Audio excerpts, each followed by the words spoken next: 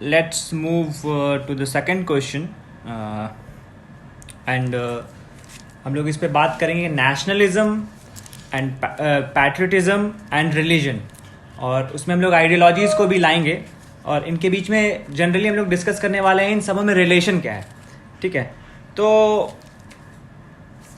जब हम स्पेसिफिकली सवाल पे आते हैं, उसके सब क्वेश्चंस पे आते हैं कि my question will be to the infallible कि अभी बहुत सारे डिफरेंट कंट्रीज़ हैं, उसमें बहुत सारे रिलीजियस प्रैक्टिसेस चल रहे हैं और जो डिफरेंट रिलीजन्स उसमें जो स्टैब्लिश्ड रिलीजन है जिनके आधार पे वो स्टेट को चलाते हैं.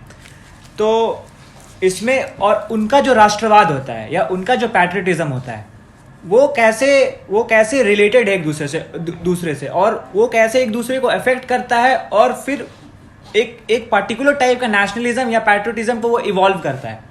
इस पे क्या कहना है आपका Infallible?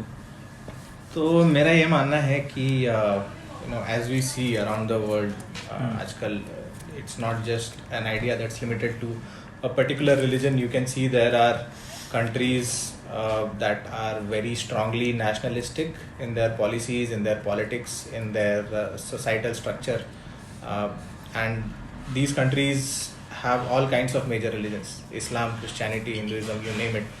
So I think religion is a tool that helps that is used to bring about nationalistic feelings among people, nationalism को promote करने के लिए. I do not think that it should be. I do not know if even nationalism should be a thing. लेकिन religion as such has been used as a tool to unify people. When in a country when you have 80% of people who follow a particular religion, it's way easier to bring them all together under the name of religion, under so that 80% of the population. आजकल क्या हो रहा है basically is that majority of the population is being told that guys, you are under threat, you are the victims. Victimhood is one of the leading tools that is being used by our politicians, by okay I want to stop you and ask you a counter question कि आपको लगता है कि वाकई threat है या threat create किया जाता है उन स्टेट के द्वारा? थ्रेट वही बात है, उनके क्रिएट किया जा रहा है. वो लोगों को बताया जा रहा है कि आप खतरे में हैं और आपका रिलीजन खतरे में है, आपका धर्म खतरे में है, आपके जीने का तरीका खतरे में है, आपका कल्चर खतरे में है, and you are the one who needs to step up and save it. Against who? Now even if let's say even if your way of life is under threat, how are you supposed to fight it? How are you going to stand up against it? So there is no easy answer to that. But what these extreme right wing politicians these days are doing is telling you कि भैया आपका enemy ये है, this particular group of people जो लोग इस religion से belong करते हैं, ये immigrants जो दूसरे देश से आ रहे हैं. We will come to the immigrant thing in the economy, है ना? We will come to the immigrant thing in the economy. नहीं, मेरा ये सवाल आपसे स्पेसिफिक ये है कि क्या वाकई आपको लगता है कि किसी पर्टिकुलर काइंड ऑफ राष्ट्रवाद, ठीक है, क्योंकि अल्टीमेटली जैसे वो एक फीलिंग है जो जनरल ह्यूमन टेंडेंसी, वो तो चेंज नहीं होने वाला है ना. तो अगर आप इन सब को हटा दीजिए, राइट विंग लेफ्ट विंग, इन सारे फैक्टर्स को आप 2 मिनट के लिए होल्ड पे भी डाल दीजिए, तो जो राष्ट्रवाद जो एग्जिस्ट करेगा, ठीक है, तो उसमें और जो रिलीजन जो समय एग्जिस्ट करेगा, तो वो किस चीज को इवॉल्व कर सकता है. और वो भी तो कोई ये बोलना चाह रहे थे कि अल्टीमेटली आप इन सारे विंग्स को हटा दीजिए, इन सारे पॉलिटिकल सेटअप्स को हटा दीजिए, इन सारे इंस्टीट्यूशंस को होल्ड पे डाल दीजिए 1 मिनट के लिए, ठीक है, पर ये रिलीजन अल्टीमेटली राष्ट्रवाद को अफेक्ट करता ही है. तो मेरा सवाल आपसे ये है कि कौन सा रिलीजन, कोई पर्टिकुलर टाइप का रिलीजन किसी पर्टिकुलर काइंड ऑफ राष्ट्रवाद को जन्म देता है. तो अगर हम लोग स्पेसिफिकली किसी रिलीजन के बारे में बात करें तो आपके हिसाब से क्या वे होना चाहिए जो कि सबके इंटरेस्ट को कंसिडरेशन में ले करके सबके उत्थान का बात करें? क्या कहना है आपका इनफॉलिबल? ये आप गलत इंसान को सवाल पूछ रहे हैं, क्योंकि आई do not believe in nationalism at all. I do not believe it should be a thing.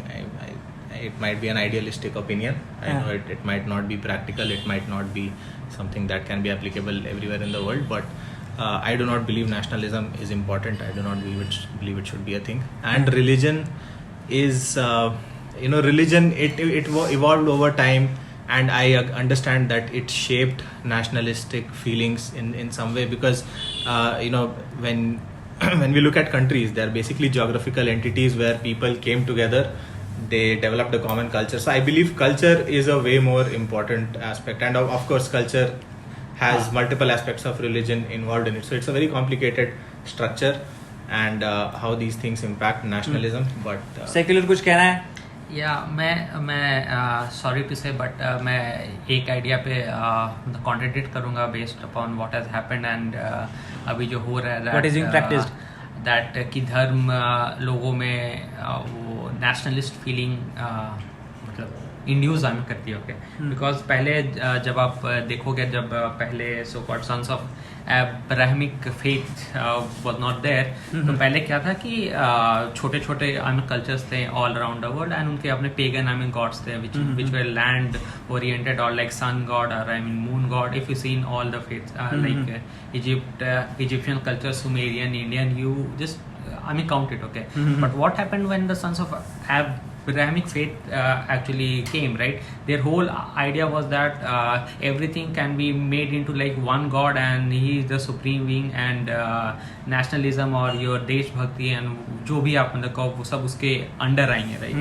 So the same thing was actually tried, because Eastern Roman Empire was like fractured at that point. So Justinian actually tried that. Okay, he converted to one faith and then tried to unify it. Okay, there it like failed. Okay, so this is one major failure. Okay, and then I will just switch the context in terms of Ottomans. Ottomans also tried the same, that try to spread one faith and things, the whole Abbasid and caliphates all. But you see, right now, if that was the case, then our borders should not have been like scattered around with so many small countries, because so this whole idea actually crumbled. And why it actually crumbled is that, okay, when the education started to come in after like dark ages in the Europe and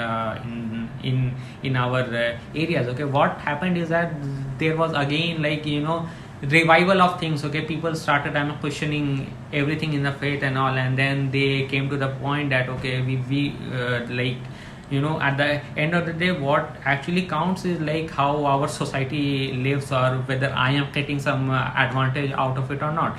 So that thing actually shaped it. Okay, and if you see right now, 21st century also, the major conflict which is happening around the world is not based upon like country wise. Okay, the situation in the Arab countries and in most of the African is like now it has come down to religion.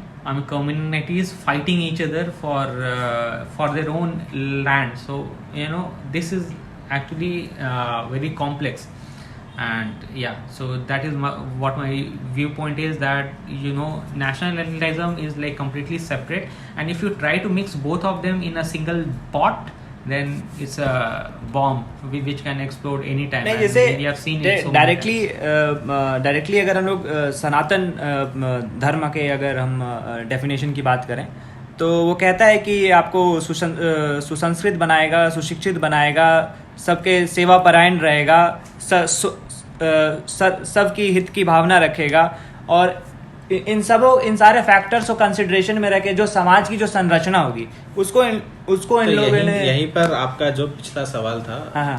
उसको मैं यहाँ पे counter करूंगा. तो आप जो बोल रहे हैं कि रिलीजन और नेशनलिज्म प्योरली उनके बीच में क्या रिलेशन है, if you remove everything else, I do not believe कि religion should directly influence nationalism. It does not if you remove all the political and social structures hmm. around surrounding all of this, it does not really. नहीं, पर जो मैंने सनातन धर्म का जो definition दिया, ठीक है, सनातन धर्म तो हाँ, तो वो तो सही बात है ना, वो बोल रहा है कि सबका साथ सबका विकास बेसिकली, सबको लेकर के चलो, वसुधैव कुटुंबकम की भावना होनी चाहिए, एवरीवन इज योर फैमिली, वो सनातन धर्म का कहना है। yes तो that does not drive nationalism, it doesn't have anything to do with क्योंकि nationalism. Ultimately Sanatan Dharma, idea of सनातन धर्म इज वो सेंट्रलाइज्ड है पंचतत्वों से, आकाश, पानी, वायु, धरती, और Yeah, and I would just add to your.